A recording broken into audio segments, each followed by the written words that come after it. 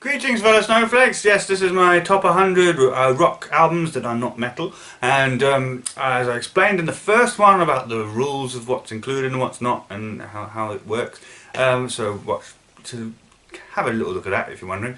But anyway, let's get cracking. After my metal albums were so long-winded, I've decided to be a lot more snappy, but I'll get less snappy as I go higher up the list because there'll be less of them. But anyway, this time it's numbers 25 to 11. Number 25 is Marillion, Misplaced Childhood. This album was released in 1985. It's, I guess, they're English. This, I guess, is neo-prog rock or something. This album very important to me as a teenager with regards to Broken Heart kind of stuff, I guess. It's become more and more meaningful as I've grown up. You get more out of it as you have more life experience because it is actually quite an adult album. Number 24 is Nine Inch Nails' Pretty Hate Machine. This album was released in 1989. It's industrial rock, although sort of more on the electronic side. Nine Inch Nails are from America, Chicago? I'm not sure. But anyway, this album was quite important to me in my late teens, when I was, I guess, struggling with a lot of broken heart feelings and a lot of various feelings. I was quite depressed and melancholy back then, as I was most of my life. But anyway, number 23, The Cure, Faith. Brilliant album, 1981. It's early Cure, so it's like kind of gothic rock. It's The Cure are British, I think, from Crawley. Yeah, this is brilliant album.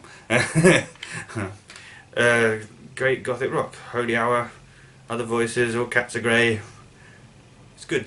Number 22 is Bob Dylan, Blonde on Blonde. 1966. Yeah, this is, I suppose, folk rock goes a bit psychedelic. It's a brilliant album. I got into One of Us Must Know sooner or later, and I Want You and tracks like that in my teens, often when nursing broken heart over some girl I barely knew that I was infatuated about. But and I got the album when I was about 16, and the rest of the album is brilliant as well. There's like just loads of great tracks on here. This is the best Bob Dylan album, and yeah, I love it. Number 21 is the Beach Boys' Pet Sounds, 1966 again. Beach Boys surf rock, but this is kind of their more psychedelic side. Great tracks like Wouldn't It Be Nice and Caroline No and God Only Knows, which are very well known, all of them. But there's loads of really, there's some really good nuggets here. Don't Talk, Put Your Head on My Shoulder, it's beautiful. I Just Wasn't Made for These Times, I really love that one. A weird thing with this, I got into the album as a whole. I already knew the big tracks everyone knows, but I got into the album as a whole around the same time I got into the film Butterfly Effect, and for some reason I made this weird connection between the music here and the plot of that film, and weirdly enough it uncannily sort of works. But anyway, that's number 21. Number 20, Sister Mercy, First and Last and Always, 1985. They're a British band from Leeds, I believe, unless I'm mistaken. Gothic rock, of course. In many ways, it's an album that a lot of my generation, anyway, held up as the most typical example of what gothic rock is. Sister Mercy, First and Last and Always. Back when they started Wayne Hussey in the band before they split off to form The Mission. Yes, great album. I was massively into it as a teenager, and you know, in that kind of teenage angst, melancholy kind of thing. I love it. I do love this album. Number 19, Yes, Close to the Edge, 1972. Yes, of course, they're a British band, prog rock. This is one of the albums of prog rock.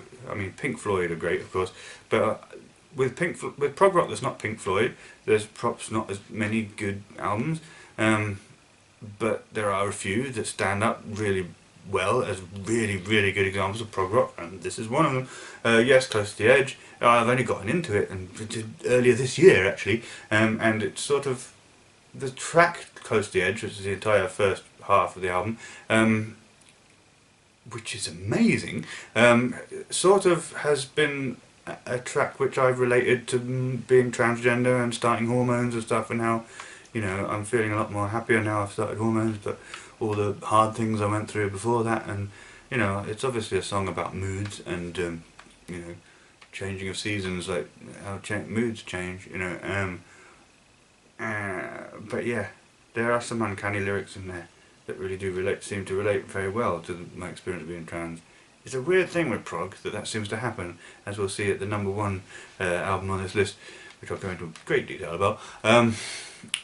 Uncanny thing with prog rock, maybe it's because it deals with identity and stuff a lot and stuff like that, but I find there are a few prog rock things which relate really well to being trans, even though all this stuff is made by cisgender men. So anyway, number 18, Dead Kennedys, Fresh Fruit for Rotting Vegetables. 1980. Dead Kennedys are from LA, I think. They're American, certainly. This is hardcore punk. It's very quirky, kind of satirical, political, quirky, satirical, weird vocals and lyrics. I mean, Jello Biafra is a fucking legend. Fresh Fruit for Rotting Vegetables, the best hardcore punk album. The best punk album, probably.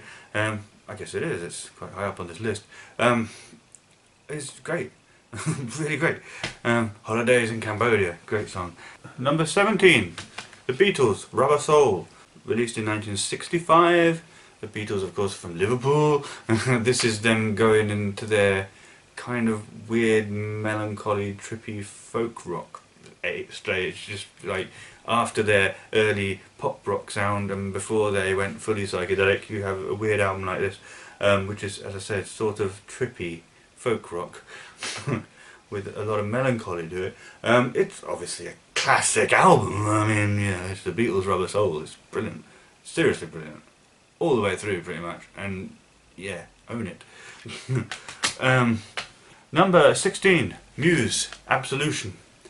Muse are a band which, I mean, this album was released in 2003. It's, Muse are British, not quite sure where from in Britain, but they're I guess neo-prog in some ways. I don't know how else you'd describe their stuff. They are very progressive in their approach to their music. Very meaningful, very epic in sound, and often include elements of classical music and what they do and stuff. Muse Absolution is my second favourite Muse album. Muse are a band a bit like Genesis who have uncannily tended to really resonate with me recently with regards to discovering that I'm trans and various feelings I have around that, which might be a bit strange because, again, they're cisgender men as far as I know. But yeah, I mean, time is running out. Butterflies and Hurricanes, definitely the two standout tracks from this album. This is a great Muse album and I love it. Number 15, Mike Oldfield, Tubular Bells. The very first album to ever come out on CD. Virgin Records, 1973. It's sort of prog rock. It's sort of instrumental, classical informed progressive rock. It's not got any individual tracks, it's just one long piece of music. It's bloody amazing and it's a classic. Yeah. Number 14, R.E.M., Automatic for the People. Don't know what kind of music you'd call it, to be honest. 1992. And yeah, I mean, this was a big one in my late teens, around the time it came out, really. Everyone fucking loved it in my circle of friends as well at the time. It is the best R.E.M. album, the only one really that I think is really worth owning, but you know. And it's just chock full of great tracks. Very melancholy, very reflective on life and death and everything. Seriously, there's a lot of reflecting on death, it seems to me, on certain tracks. It's a great album. I don't know what to say about it, other than it's great. I mean, there are standout tracks like Try Not to Breathe, Man on the Moon, of course, Night Swimming, Sweetness Follows. There's just so many great tracks on there, and it's a great album. Number 13 is Nine Inch Nails, Downward Spiral, 1994, industrial rock, and rock classic, the best Nine Inch Nails album, the most well-known Nine Inch Nails album.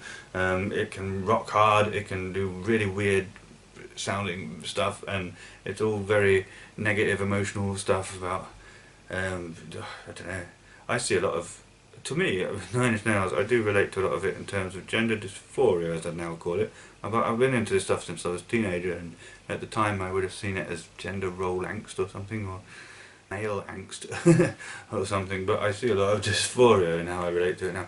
But yeah, just a lot of different feelings, and rage and depression and all the kind of frustration, weird crap. But it's a brilliant album, I mean, it just is. Nine Inch Nails down Spiral. Number 12 is Jimi Hendrix Experience, Are You Experienced? Released in 1967. It's psychedelic rock with hints of blues rock and stuff. It's amazing. Jimi Hendrix himself, of course, came from Seattle, but the band were formed in London. And that's it, really.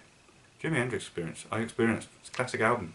Classic album of the 60s, and a must have, I guess. Number 11. King Crimson. In the Court of the Crimson King. 1969, prog rock. Arguably the first actual prog rock album, although yeah, it's a bit hard to say. There are a lot of albums in the late 60s that could be considered the beginnings of prog rock. But when it stopped being psychedelic hippie thing and started being a thing of its own called progressive rock, you could say started with this album. King Crimson, In the Court of the Crimson King, it's a brilliant album, and I love it. 21st Century Schizoid Man is well known. I love the beautiful I Talk to the Wind.